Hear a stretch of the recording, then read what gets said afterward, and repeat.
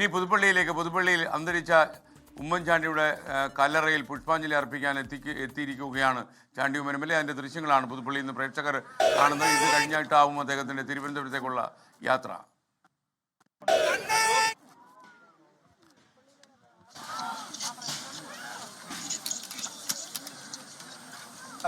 അല്പസമയത്തിനുള്ളിൽ തന്നെ തിരുവനന്തപുരത്തേക്ക് ചാണ്ടി ഉമ്മൻ തിരിക്കും. അതിനു മുൻപായിട്ടാണ് ഇപ്പോൾ കല്ലറയിലെത്തി പ്രാർത്ഥിക്കുന്ന കാഴ്ചയാണ് നമുക്ക് കാണാൻ സാധിക്കുന്നത്. കല്ലറയ്ക്ക് മുന്നിൽ നിന്ന് പ്രാർത്ഥിച്ചു. അതിനുശേഷം ഇപ്പോൾ മെഴുകുതിരി കത്തിക്കുകയാണ്.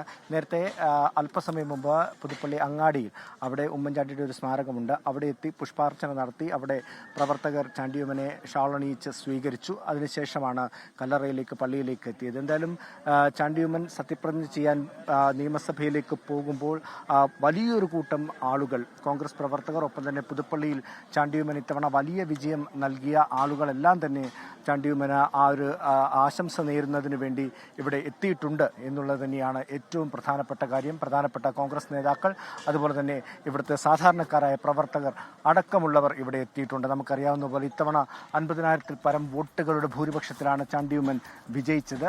ആ വിജയം ഒരുപക്ഷെ പുതുപ്പള്ളിക്കാർ ഉമ്മൻചാണ്ടിക്ക് പോലും അത്രയും വലിയൊരു ഭൂരിപക്ഷം നൽകിയിട്ടില്ല. ഇപ്പോൾ നമുക്ക് കാണാം ആ ഒരു കോൺഗ്രസിൻ്റെ ഒരു ഷാൾ, ആ ത്രിവർണ്ണ ഇതുള്ള നിറങ്ങളുള്ള ആ ഷാൾ ഉമ്മൻചാണ്ടിയുടെ കല്ലറയിൽ വിരിച്ച ശേഷം ചാണ്ടിയുമ്മൻ ഇപ്പോൾ തിരിച്ച് പള്ളിയുടെ ഭാഗത്തേക്ക് നടക്കുന്ന കാഴ്ചയാണ് നമുക്ക് കാണാൻ സാധിക്കുന്നത്.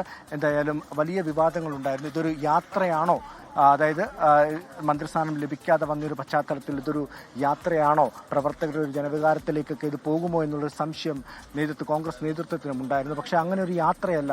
ആരെങ്കിലും തനിക്ക് അഭിവാദ്യം അർപ്പിക്കാൻ വഴിയിൽ വന്നാൽ അവരെ കൈ ഉയർത്തി കാണിക്കും എന്ന് തന്നെയാണ് ചാണ്ടിയുമ്മൻ പറഞ്ഞിട്ടുള്ളത്. ഒരു യാത്രയായിട്ട് ഇതിനെ വ്യാഖ്യാനിക്കരുതെന്ന് ഇന്ന് രാവിലെ ചാണ്ടിയുമ്മൻ നമ്മളോട് പറഞ്ഞിരുന്നു.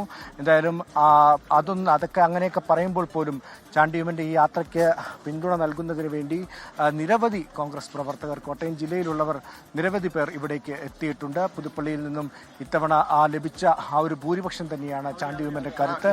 മന്ത്രിസഭയിലേക്ക് വരുമെന്ന് വലിയ പ്രതീക്ഷ ഉണ്ടായിരുന്നുവെങ്കിലും, അല്ലെങ്കിൽ സാധ്യത പറഞ്ഞിരുന്നുവെങ്കിലും ചാണ്ടിയുമ്മൻ മന്ത്രിസഭയിൽ എത്തിയില്ല.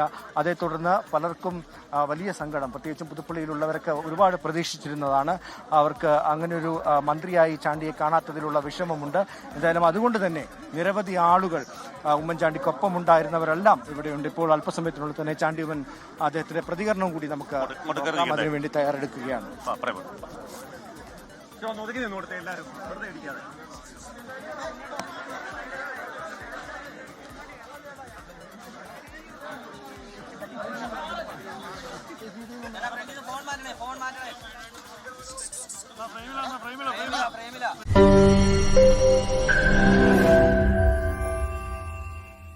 ലോകത്തെവിടെയായാലും ഏത് സമയത്തും 24 വാർത്തകളും ഓഗ്മെന്റഡ് റിയാലിറ്റി പാക്കേജുകളും എക്സ്പ്ലെയിനറുകളും വിശദമായി കാണാൻ ഞങ്ങളുടെ യൂട്യൂബ് ചാനൽ നിങ്ങൾക്ക് സബ്സ്ക്രൈബ് ചെയ്യാം.